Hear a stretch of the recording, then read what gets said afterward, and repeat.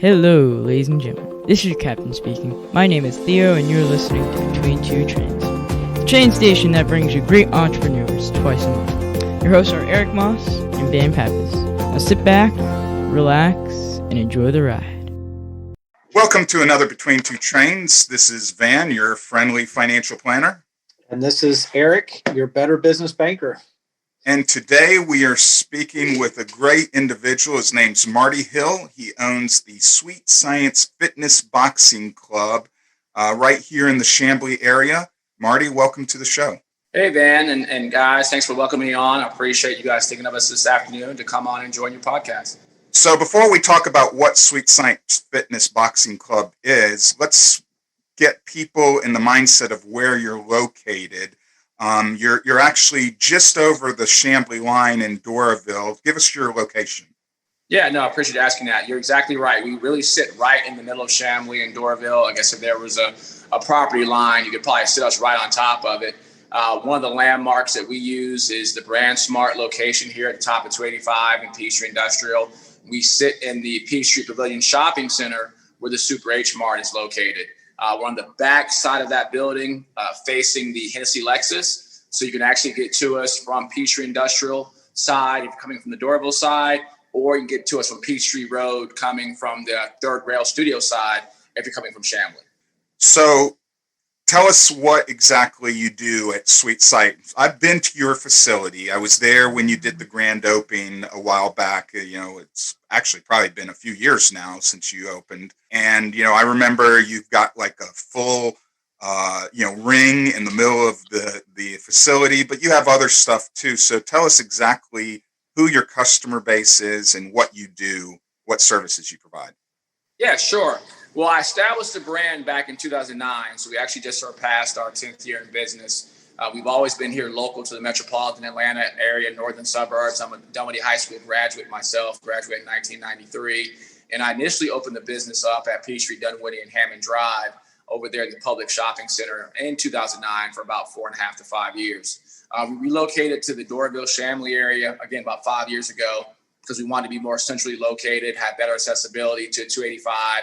And we really wanted to be tied to a community that was thriving and growing with the Doraville, Chamblee, and Brookhaven areas as well. Still have accessibility to the Dunwoodies and even the Johns Creeks and the Gwinnettes. So the brand was established and still is established. We tell folks we teach the sport of boxing, the bottom line, and we teach it to about everybody. Our first 5 years in business, we more so catered to what we call white collar professionals and executives, as I came out of the professional business world as an executive recruiter and was doing boxing part-time. And the initial model was more so to focus on adults who wanted to learn the sport of boxing in a clean, safe, non-intimidating environment. From there, over the years, we grew into the cardio boxing fitness classes. Now we've developed actually an amateur competitive boxing program.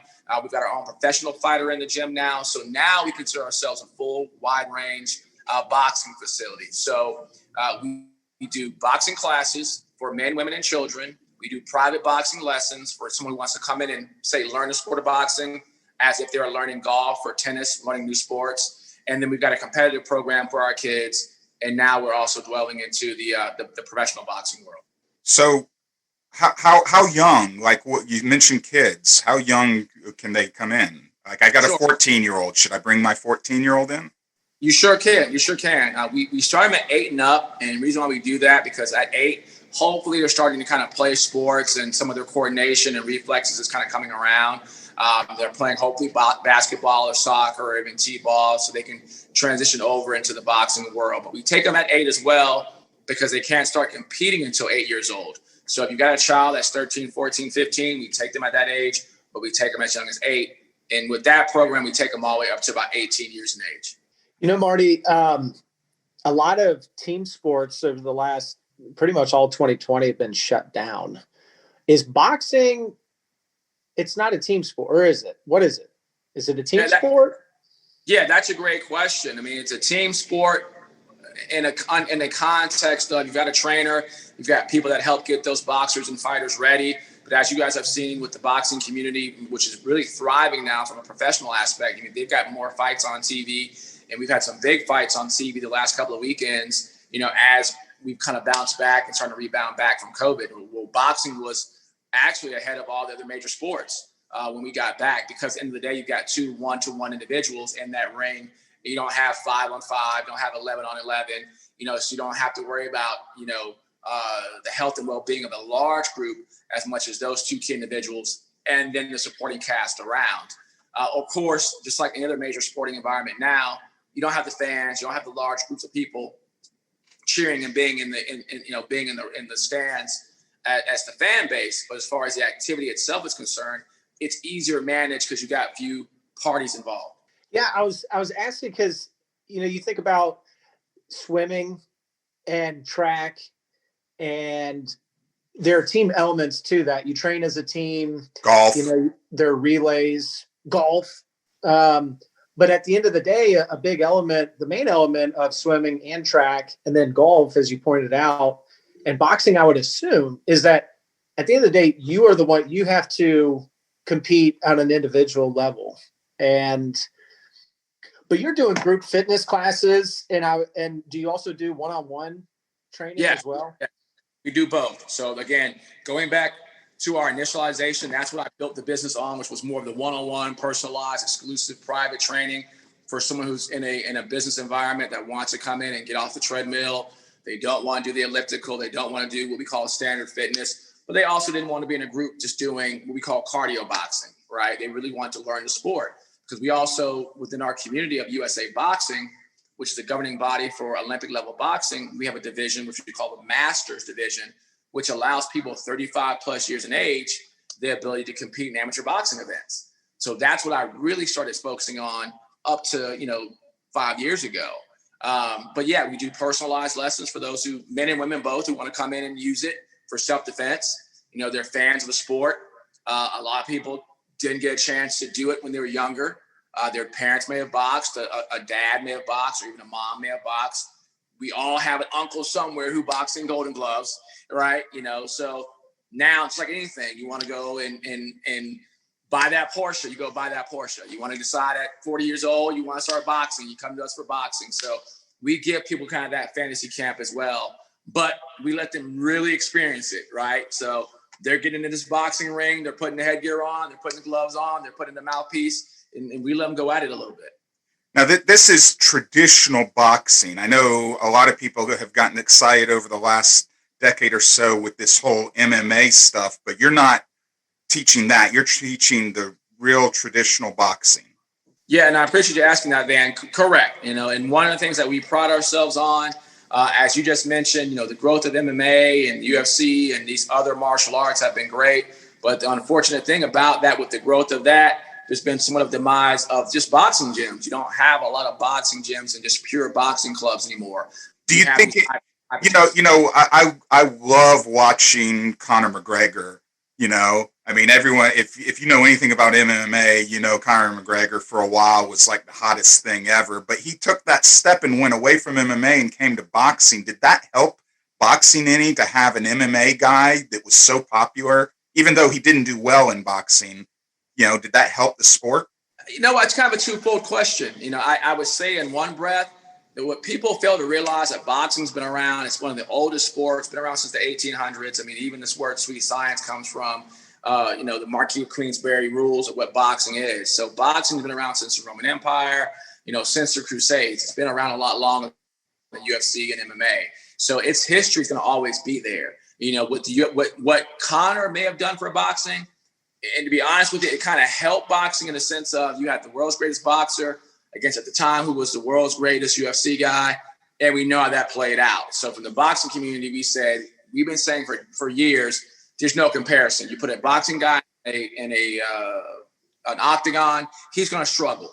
All right. So here's a tough question. Hold on, Eric. Let me ask this one tough question for you. Marty, boxing, you just mentioned, has a long history. There's been a lot of great boxers. Who is your favorite all-time boxer? Like, when we talk about basketball, everyone says Jordan's the greatest ever. Who's the greatest Marty Hill boxer ever? Yeah, I get asked that question every day in the gym, and I think about that question every day. And the best way I can answer that is this: there are certain boxers that I'm a larger fan of for specific reasons, right? I'm a huge Larry Holmes fan. To me, Larry Holmes is one of the top 2 or 3 greatest heavyweights, and maybe not the greatest heavyweight of all time if he had not fought Muhammad Ali at that stage of Muhammad Ali's, point in his career. Great jabs, straight punches, fundamental sound, and pretty athletic for a very large man. A really world-class level boxer. This is going to be surprising. Obviously, I like Floyd, and I love Pernell Whitaker. There's the Meldrick Taylors, but there's one person right now that I watch a lot of, and I've studied him a lot. And it's unfortunate that one thing is kind of him being successful in one other area has taken away how great he was in his other area. And that's going to be Oscar De La Hoya. You go back and look at Oscar all the way up until the Manny Pacquiao, when he was, even him fighting Floyd. Oscar is probably one of the pound for pound greatest fighters of all time. Power in both hands, slick, fast, good defense, and he fought everybody. Interesting. So one of my best would be Oscar De La Hoya. And that's I'm gonna have to go onto YouTube and see some old fights because I can't. Old Oscar up. I'll pull him up on YouTube. Olympian, the whole nine. He had the whole package. I've got so many directions I want to go. Van, what's your favorite? Just before I get onto that. I'm probably gonna, people are gonna be like, oh, whatever, that's an easy pick. But I like George Foreman only because of everything he did after boxing. He's such a great marketer, and me being somewhat of a marketer myself, I like seeing that. I mean, George Foreman basically has had just as great a career after boxing as he had during boxing. So that's who my pick would be. I like that. Do you cook lamb on his little George Foreman grill? I used to own a George Foreman grill, but I hate to say it actually broke. So did mine, but I used it. Got a lot out of it. I had a George Foreman grill as well. To your point, Van, I mean, and also Marty, to your point, I mean, being good at more than one thing, it definitely helps you, but it can hinder sometimes. You focusing on some people are just so talented they could be good no matter what they do. Right. I think my favorite would be Rocky Marciano. Okay. This is old school, but he was undefeated. For a second, I thought you were going to say Rocky Balboa. No, Rocky Marciano. All right, well, let's get back to Sweet Science Fitness Boxing Club because, Marty, I know you mentioned, if you want to be 40 years old and get in the gym, you've got guys coming in. But I think, if I'm not mistaken, you actually have some senior citizens in there too, don't you? He's muted. Hold on, Marty. It looks like you're muted. Can you unmute it? There you go. Sorry about that. I jumped on. No, we tell people that when they cross through this door here and they cross our threshold, we tell them age. We don't look at age. Once you come in our door, you're now a boxer. So I've had people range from 60 plus years old up to 70 plus years old. I've got a couple of 60-year-olds in right now. I've got a couple of 50-year youngs in the gym right now. And I actually hope that coming next year, if things get better, that they'll have some competitive boxing matches. So we get them from all ages and all ranges, men and women and children. And they don't necessarily have to come in because they want to compete. They can come in for the fitness side, right? Exactly. Right. So did I read an AJC article about a woman named Mary Hamilton? Yeah, Mary's one of our local community residents here, and you're right. Mary's probably has lost over close to now, and even back when we had the AJC article, I think she was down like 15 to 20 pounds. Mary's probably about 40 to 50 pounds down now. She looks phenomenal. Mary's, I think 62, 63, somewhere in that ballpark. She comes to see me now for personal training because she was coming for classes pre-COVID, but we do one-on-ones now. And she's in phenomenal shape. And she just wanted to come in and use boxing for fitness. And it has worked. That's awesome. So those listeners out there who's saying, hey, why am I listening to this podcast? It's about boxing. I don't care about boxing.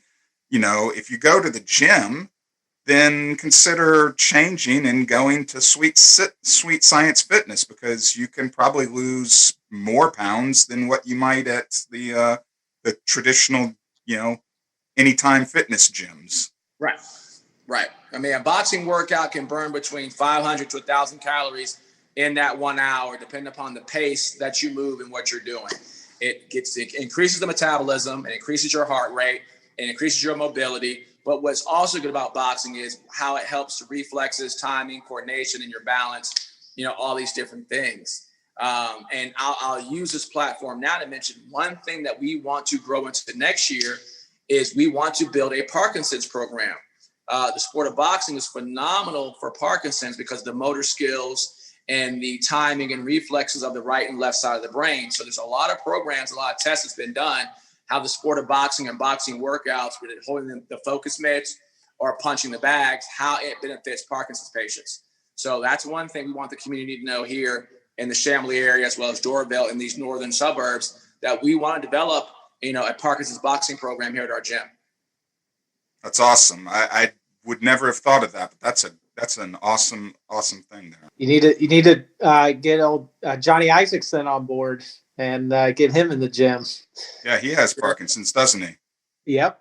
Oh, yep. Wow. I didn't know that. Wow. That's a great And idea. he was just named, the Parkinsons Foundation just named him to the board of directors sometime recently. Oh, really? Yep. Okay. No, that's a great idea. I'll try and reach out to his his office and see if we can do that. It's a phenomenal idea. Yeah. Look at that. That's what's great about Between Two Trains. It's not just about hearing from the owner. It's about coming up with great ideas. Eric, that was an awesome idea. I'd love to see Johnny Isaacson at the Sweet Science Fitness Boxing Club one day. That'd be awesome. Let's see if we work to pull it off. It's a Georgia guy, Georgia business. I think there's a lot of things lining up. And let me ask you this. Like I said, there's a lot of different directions, Marty, I wanted to go. Sure. But there's been a huge increase at the collegiate level, having charitable fundraisers where they'll get amateur boxers to compete and try to raise money individually. And the whole campaign is centered around the boxing event. And I had a buddy of mine in college that actually, having gone through that, turned into a pro boxer. Do you see college kids coming in and who are committed to these types of events, or do you see people preparing for these one-time events? Yes, Eric, great question. And I would think here in Atlanta, we probably have like 2 or 3 of those a year.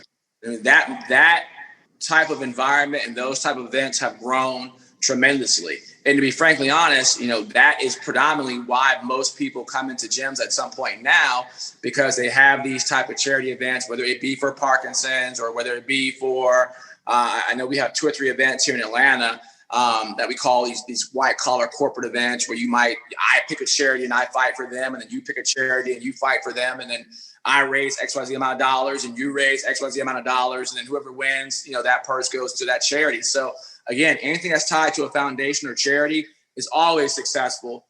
And of course, you put 2 people in a boxing ring, some boxing gloves on, it's the greatest spectator sport of all time. So it's a no lose situation for fundraising.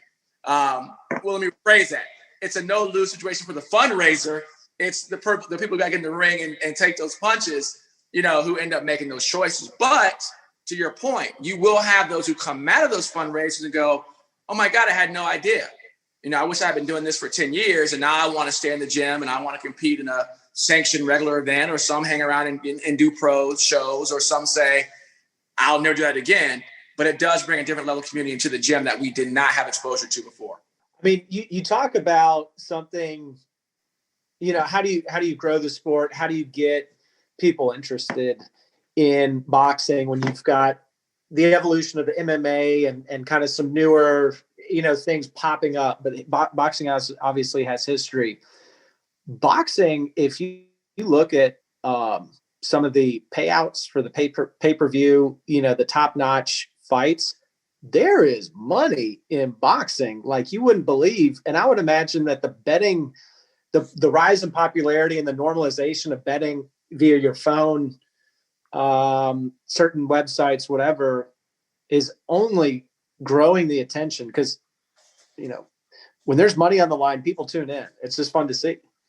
Well, and you're right. So when people talk about, I think Van Ass and you kind of mentioned, That's the thing that we laugh about in the boxing community. And again, not to demise any art form in itself, but when you just talk about the monetary aspect or the financial aspects, when you compare boxing to other sports in general, I mean, you got to remember Floyd Mayweather was the richest athlete, the last 2 or 3 years running. I'm not sure he still is. Fought. He's not even fighting anymore, right? So it's not even a comparison. You got to remember with Joe Louis and Rocky Marciano and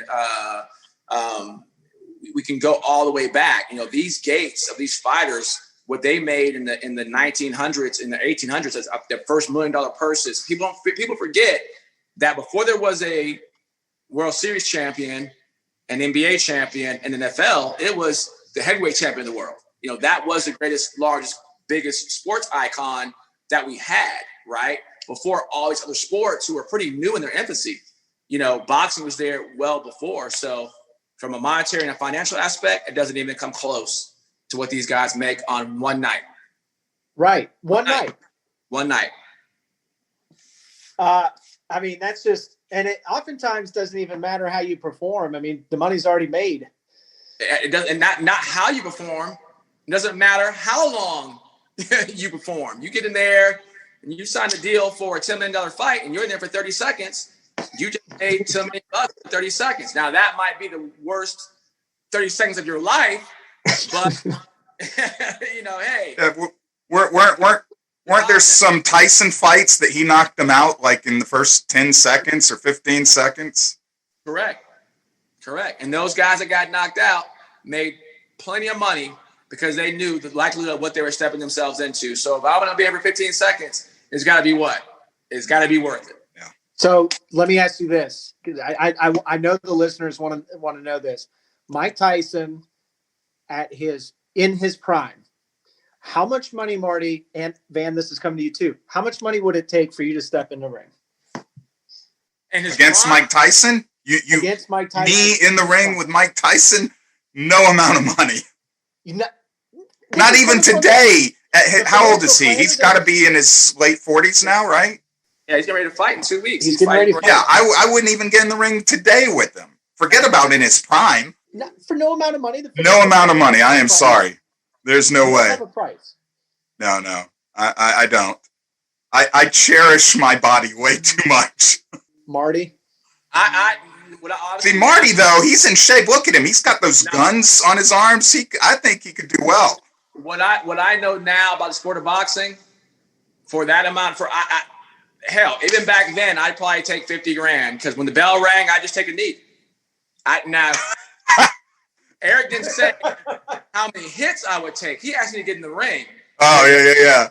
So there at the beginning before the bell rings, when the boxers touch hands, you just fall down right there. That's it. When that bell rings, the fight. And when that second bell rings, it's over. So all you can do is take a knee and say, hey, that's it. You trip getting off the stool, right? My coach tripped me. I got a headache. The phantom punch. You'd be surprised. That's awesome. All right, so I want to talk a second about your business model so people know. One of the things I hate about gyms is, contracts. When they sign you got to sign up for a contract and then you're locked in. How exactly, when people come to you, are they paying by the class? Are they joining a membership? What exactly is your structure? Yeah.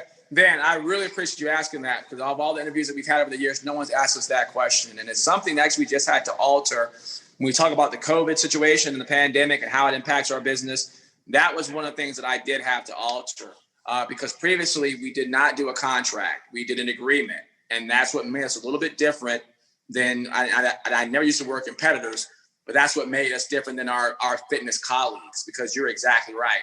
And one of the things that I actually studied before opening a fitness business, which was what was the demise of fitness businesses? What was the one thing that most fitness businesses have a tough time recovering from? And it was contracts people couldn't get out of.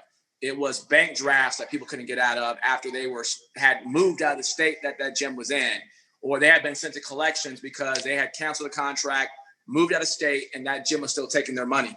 And I said, I don't want to ever be in that position. So what we did early on was we said, hey, look, we're not going to put you in a contract. We're going to put you into a 6-month agreement. We do ACH or monthly withdrawals. But if you give us 30 days notice, we can cancel, terminate, suspend those services without any issue, and I control everything in-house. Now, fast forwarding to 2020, because of COVID, because of our restrictions in the gym, because of just being very critical about who comes into our environment, now I've changed that and saying, hey, look, we don't want part-timers. We don't want folks just coming in just to kind of see what's a good fit. We do a good enough job with our social media, our website, our public environments where people can see what we do here. So by the time you come to us, you've vested us, we've been vetted, you know who we are, we've done a consultation. This is where you know you want to be for at least 6 months. So now we are putting you in a 6-month contract because we only want people here that truly want to be here. That's fair enough. Yeah. We have changed that and altered that. So then that way we don't get the gym hoppers and people just want to come and try something. Because at the end of the day, this is, not to downgrade what we do. Some people see this as gimmick fitness. I want to go try this. Doesn't mean I want to be committed to it, but I want to try it. Well, we don't want that. We want those that are going to come in the door knowing you're not going to get any results if you don't commit to this for 6 months, period. So if I join for 6 months and I'm paying a monthly membership fee, I'm assuming, that entitles me to do what? Come a certain number of times a month, or how does that work? Yeah. So what you're coming to us for are two different things. And I appreciate you asking that as well. What we're not an open gym environment. So we have fitness equipment. We've got everything you need, but all that specialized, dedicated to our client base that comes in for two things. You're either coming to see us for personal training and instruction, which is the one-on-one training, and we see you 2 or 3 days a week for that, or you're coming into us for group classes. We do the group classes or beginner boxing classes, which is fit for everybody. And what the beginner boxing classes are, we take all the best components of a boxing workout, jumping rope, the punches, hitting the bags, hitting the focus mitts, doing all those great things that boxers do without getting in the ring and sparring and you don't have any contact, right? But you're coming in for those classes Monday through Thursdays from 6 to 7 p.m. And we've just added a 6 a.m. strength and conditioning class. So you can come Monday through Thursday, 6 p.m., Monday, Tuesday, Thursday, Friday, 6 a.m. to 7, and Saturday mornings at 10 o'clock. And on top of that, we're only charging $99 a month for those unlimited classes. And that's solid. And I would agree that, as a former athlete, you're always going to get what you always got if you always do what you always did, but you're never going to get something. You don't get skinny eating one salad. You don't get rich saving one paycheck. You have to commit for a period of time. So I applaud you for having the ability to focus in on those core people who can secure that type of commitment. And that's the funny thing about this whole COVID thing. It's kind of so many businesses, that Van and I speak to, just have had to rearrange.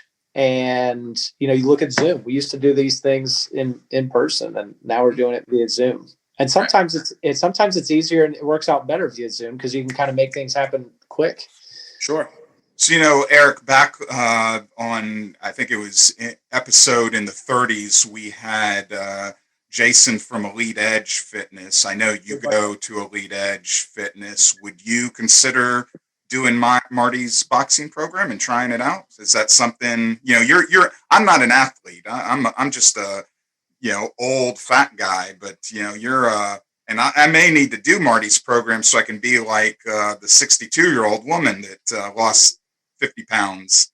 But you're in shape. You were a former, college football player. Would you do this boxing thing? Absolutely. And, I've got the baby coming in March. So, there's you gotta get ready to lift that baby weight, right?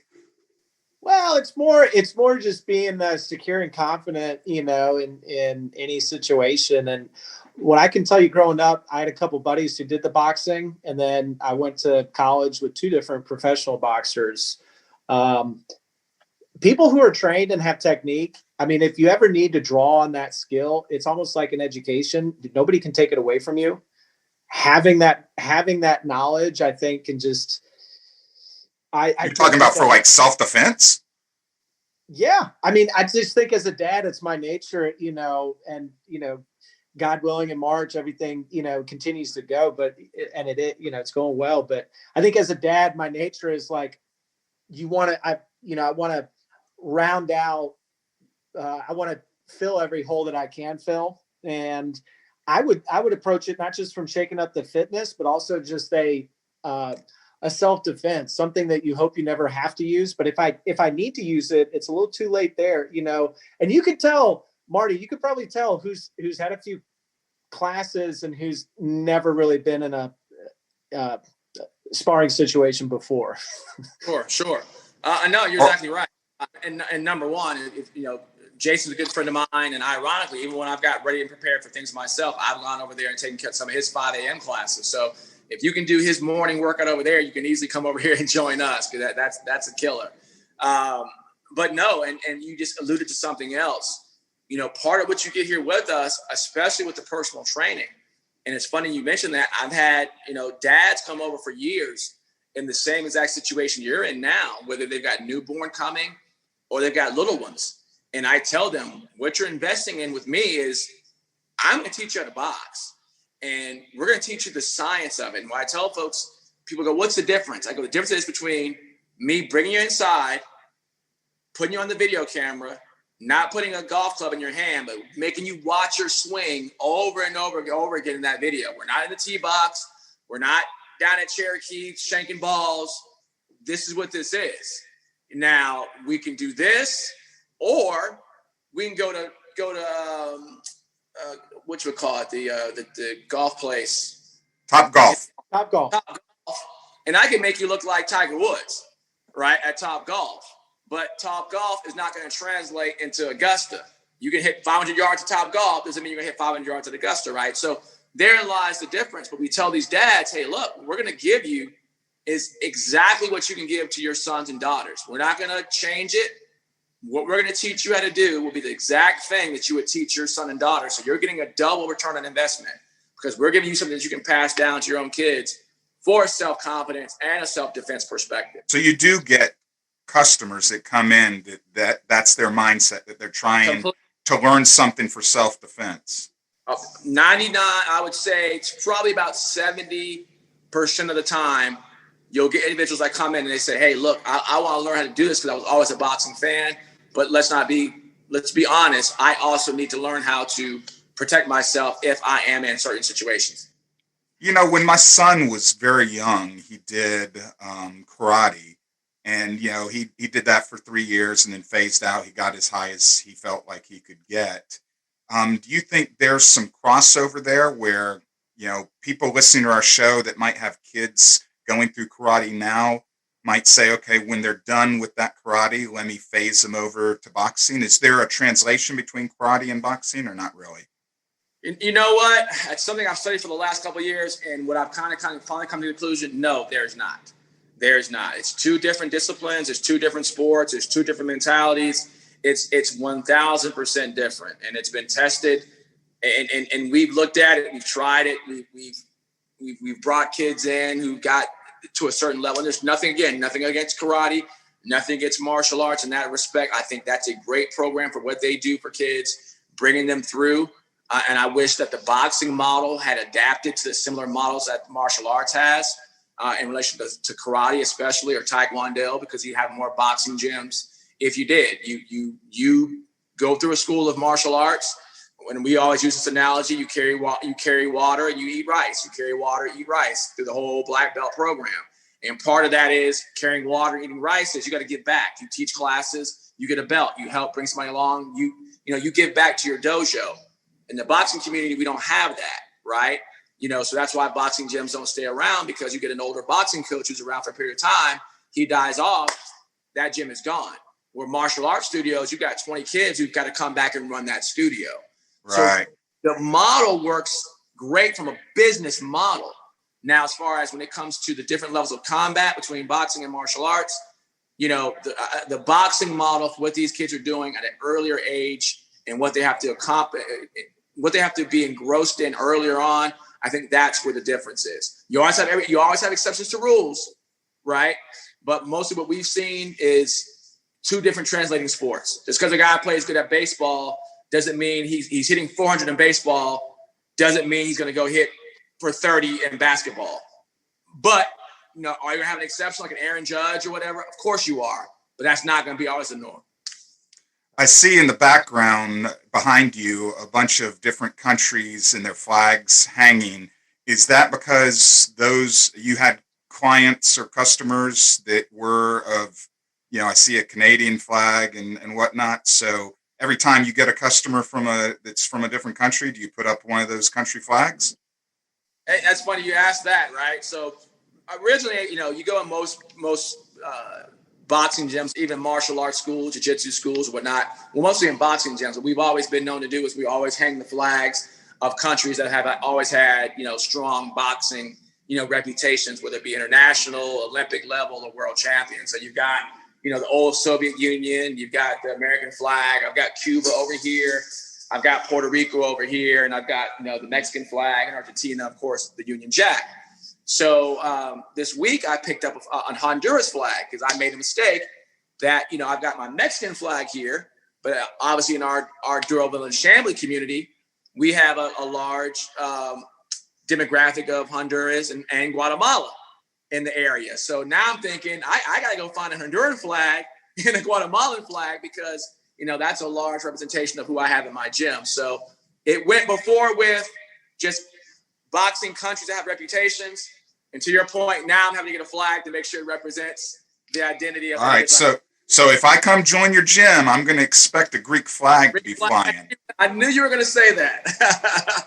Well, it's going to cost you some blood and sweat for me to put a Greek flag up here. So I'll do the whole 6 months before you have to put it up, but I want to see a Greek flag flying from that gym.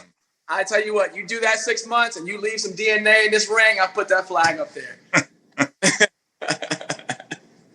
Well, Eric, we're almost at the end, but I think I feel like you still have some questions for Marty. Well, I was just going to say, with the Canadian flag, they have their infamous Boxing Day on December 26th each year, which has nothing to do with boxing, what we're talking about. It's actually it's a day off for people nationally so that they can wrap gifts and give gifts, around the holidays. However, let that Canadian flag serve as motivation the day after Christmas. If you're in there, you can make it can be here in America. You can say Boxing Day is whatever it is. In Canada, it has a different meaning. Nice. Right. I had no idea. Yeah, and people get that confused. They think the Canadians are going, oh, it's a big Boxing Day now. The thing about that is, to your point, we have taken that title. We do have a Boxing Day here in the United States now, and what we call the grassroots amateur rank. So we have kind of taken that name and kind of Americanized it. That's the Canadians' Christmas, and the Americans are, oh yeah, they're big on boxing, which they are, but not on that day. Oh, sure, no doubt about it. Well, I feel like we could talk for another hour on this subject, and Marty, I really appreciate you coming on, but we have come to the end of our time, and so if someone wants to join your gym, since we're in this sort of COVID thing, what's the best way? Should they first go to your website? Should they call you up? And if they should call you up, what phone number should they call? Yeah, no, I appreciate that question. And this is what we tell them, because again, we're in unique times right now. And we all know that the one thing that's very valuable to all of us, even though we seem to have more of it than not, it's our time.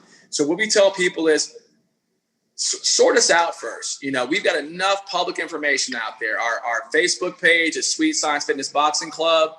Our Instagram page is the same, Sweet Science Fitness Boxing Club, Atlanta, Georgia. The website is sweetsciencefitness.com. You can reach us via phone at 404-736-6302.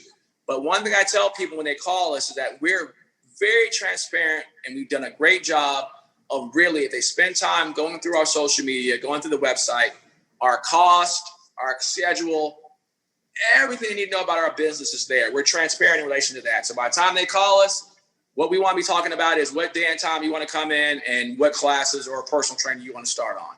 That's where we're at right now. If you want to come and get in shape, you want to switch your workouts up, you're in the area, in the vicinity, and you want to learn the sport of boxing and nothing else, then we're the place for you. Thanks so much, Marty. We appreciate it. Eric, any parting words before we go? No, just strap on your gloves, and if for nothing else, use Canada's Boxing Day. Worst case Ontario, you use that as motivation to go do something different, better your life. I think we need to have a Between Two Trains event, and we've had a number. I mean, you've been the longest running co-host, but we've had a number of other co-hosts, about 4 or 5. I say we bring all the co-hosts together for a little boxing event and go at it. Love it. I love it.